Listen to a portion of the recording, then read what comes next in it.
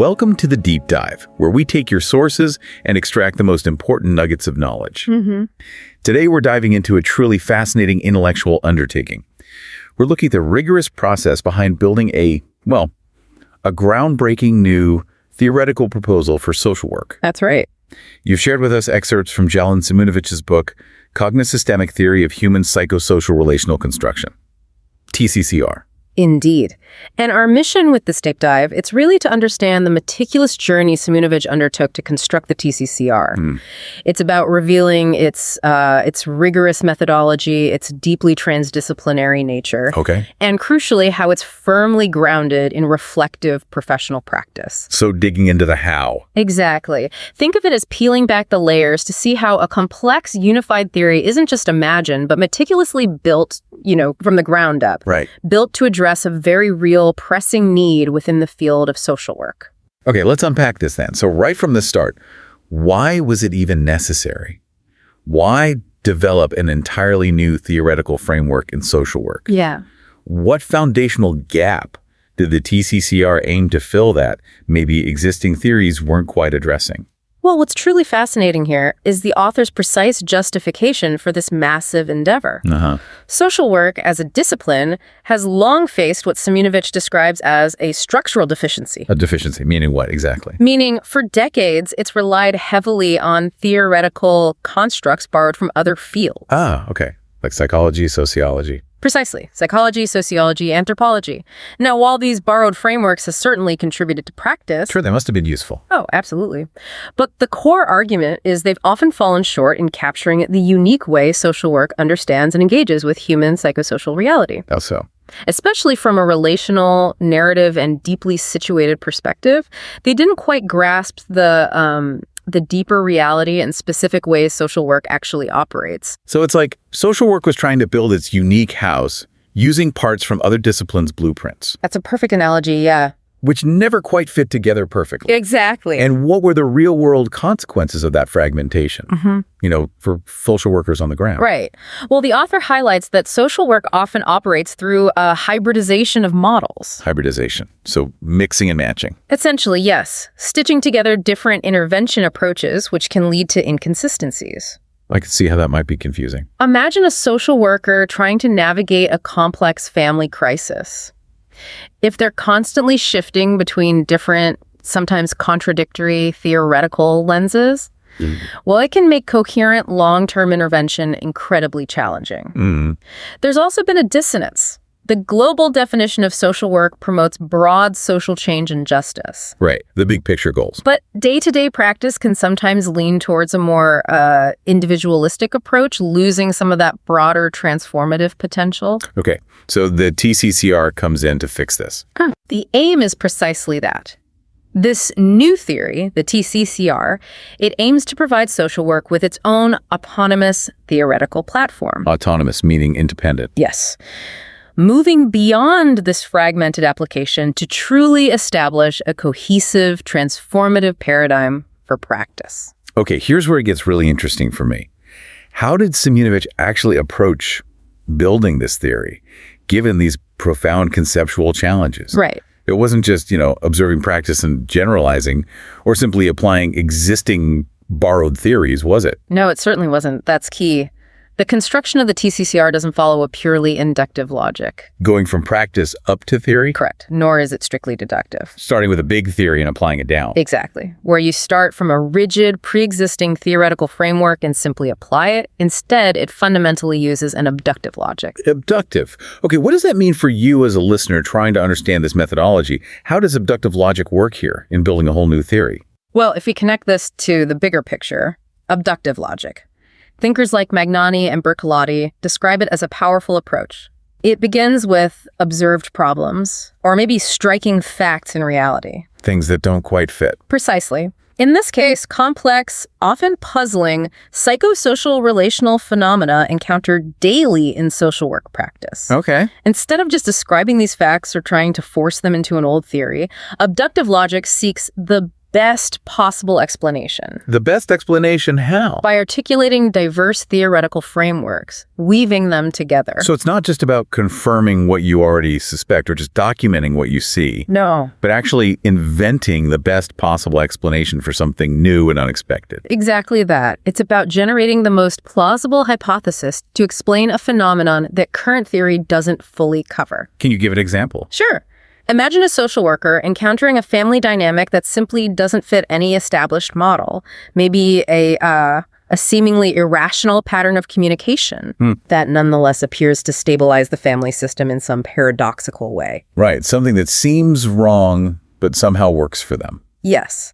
An abductive approach would involve observing that striking fact and then, rather than forcing it into an existing box, seeking the best new explanation. Even if it means creating new concepts. Even if it requires creating new concepts, yes. This flexible and exploratory approach allowed Simunovic to weave a coherent network of concepts specifically focused on the relational phenomena experienced directly in social work practice. That makes perfect sense. It's about finding the best explanation for a complex situation, even if it requires inventing new conceptual tools or reshaping old ones. Precisely. So tell us, what was the actual step-by-step process of this theoretical construction? What were the key phases Simunovic moved through on this intellectual journey? Okay. Simunovic identifies 3 distinct yet interconnected stages in this methodical theorization process. 3 stages. Yes. It's a carefully structured journey, moving from broad exploration to the very specific creation of new concepts. Let's start with the first one then, the exploratory phase. What kind of ground needed to be covered there? What did that look like? This initial stage involved an extensive critical review of literature and professional practice. So, reading widely and looking at actual practice. Absolutely. It really reflects Simunovic's deep commitment to both scholarship and practical experience. And this wasn't a narrow review either. No, it involved a deep dive into a wide range of philosophical and sociological thought, things like phenomenology. Which explores subjective experience. Right, how we constitute reality.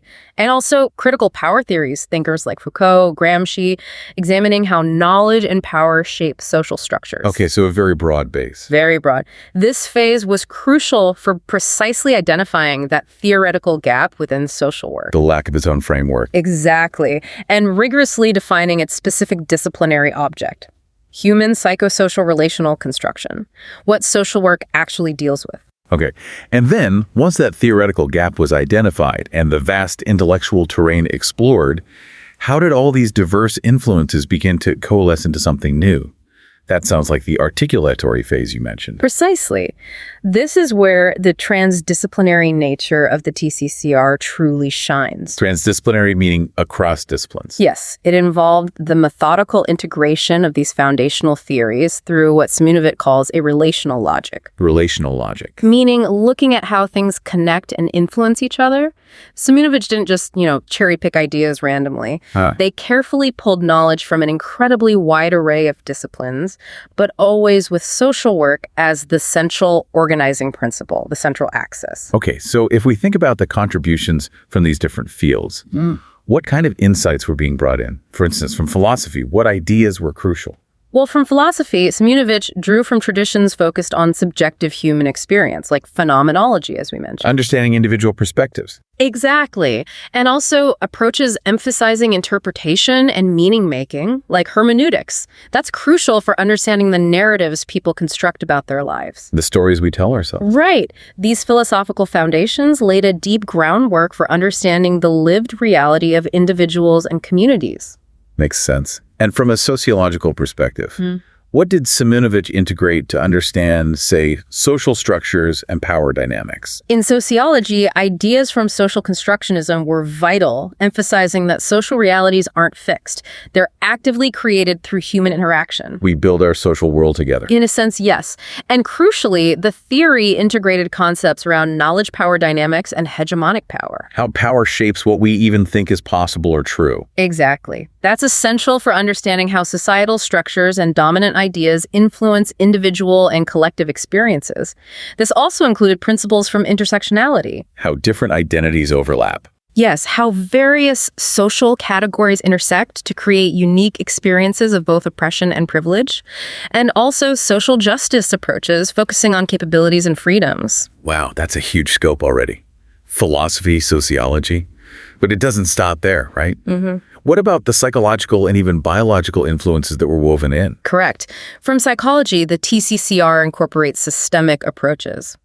Think of ideas from general systems theory and cybernetics. Cybernetics, like feedback loops. Yes, looking at systems that are self-organizing and constantly adapting, and understanding how the very act of observing or intervening in a social situation changes it. Second-order cybernetics. Ah, the observer effect. Precisely. That's crucial for social workers who are always part of the systems they're trying to help. Right. There were also contributions from cognitive behavioral perspectives, especially the post-rationalist models that integrate emotional and narrative dimensions. More than just thoughts and behaviors. Yes. And of course, core narrative approaches, which emphasize how individuals organize their experiences into meaningful stories. Okay. And biology. Cultural theory. Yes, even from biology and cultural theory. Ideas like memetics, how cultural information, like ideas or practices, spreads and evolves. Like cultural DNA. Sort of, yeah. And bioecological theory, which examines how different environmental systems, from family to society, influence individual development, all thoughtfully integrated. It sounds like an enormous intellectual undertaking, just gathering all that knowledge from so many disparate fields. It certainly was. But then, to actually synthesize that into something new and functional, that's where the real theoretical architecture happens, isn't it? Tell us about the constructive phase. How did Simunovich move from articulation to creating entirely new concepts? You've hit on the core challenge and I think the triumph of this process. In this final stage, the constructive phase, the focus shifted squarely to the formulation of original concepts. Creating the new building blocks. Exactly, and developing a coherent, functional, and operational theoretical structure. This is where the TCCR truly introduces its own unique language for social work. Okay, like what are some examples? Well, for instance, Simunovich developed concepts like the Cognosystem. Cognosystem. Which isn't just a fancy word. It refers to the integrated network of how individuals and collectives construct reality through their narratives, beliefs, emotions, interactions, the whole package. So how we make sense of the world, individually and together. Yes, precisely. There's also the narrative system, which helps us understand how structured psychosocial realities, like family dynamics or community norms, are built and maintained through stories. Can you give us a quick, simple example of what the Cognosystem allows a social worker to do differently? How does it change practice? Certainly. Usually we might see a person's thoughts, emotions, and relationships as somewhat separate things to address. Right, different boxes. But with the Cognosystem, it's like seeing their entire inner world and external interactions as one fluid, interconnected conversation that's constantly happening. Okay. Not separate parts, but one whole system. Yeah, exactly. So instead of treating a symptom in isolation, a social worker using the TCCR might look at how a client's narrative about their past contributes to their current relational patterns, and how those patterns, in turn, reinforce their narrative. It's about understanding the deep, circular, and interconnected ways people construct their reality and interact within it. Which allows for more holistic interventions. That's the idea. Yeah. More holistic, integrated interventions that address the whole dynamic. That's incredibly insightful. So this phase involved not just the initial abductive reasoning that generated hypotheses. Right, the best explanation part. But also deduction and induction to refine them. How did that work? Absolutely. It's like a cycle. Once those original concepts were hypothesized through abduction, the deductive processes allowed for exploring their implications. Testing them out logically. Kind of, attempting to predict the practical and theoretical consequences of these new components. For example, from the concept of circular feedback within the Cognosystem, Simunovich could deduce hypotheses about the dynamics of stability and change in human narrative systems. Okay. Concurrently, an inductive process was at play. Connecting back to the real world. Yes, establishing empirical connections between the emerging theory and real-world practice, ensuring the theory's relevance and applicability. It was about checking if the theory actually matched observations. So a constant back and forth. Exactly. This three-stage dance abduction, creating ideas, deduction exploring them, and induction grounding them, allowed for a truly complete and robust theoretical construction. Okay, so Simunovich casts such a wide net, bringing in expertise from so many fields, integrated them systematically using these different logics. But how did the actual messy real-world practice of social work feed into this scholarly construction? It wasn't just theoretical, right? It had to be deeply grounded. This raises a really important question, yes.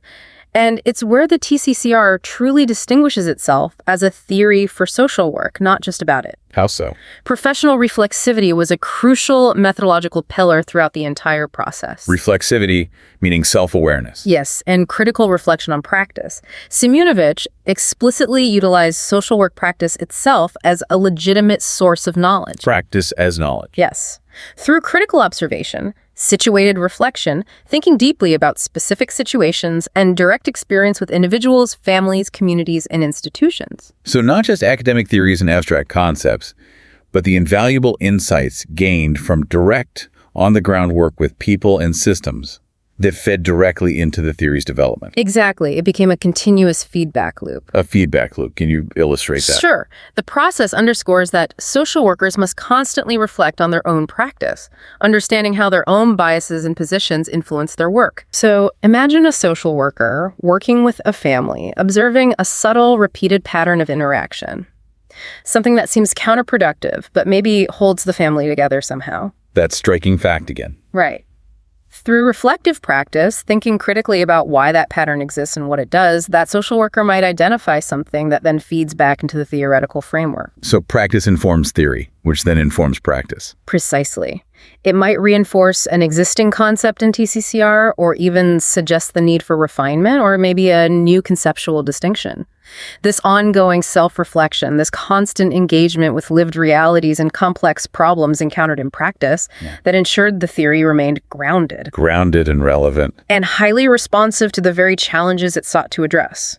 It's this articulation, this connection between raw, lived experience and sophisticated theoretical frameworks that makes the TCCR a truly embedded and applicable theory for the discipline. Not just an abstract intellectual exercise. But not at all. So what does this all mean for you, the listener? If you're grappling with complex social issues or seeking to understand how new knowledge, new ways of thinking are forged, this deep dive into the TCCR's methodological proposal reveals that it's far from a spontaneous theoretical occurrence, right? Not just a sudden flash of insight. Absolutely not. It's the result of a truly methodical, critical, reflective, and systematic process.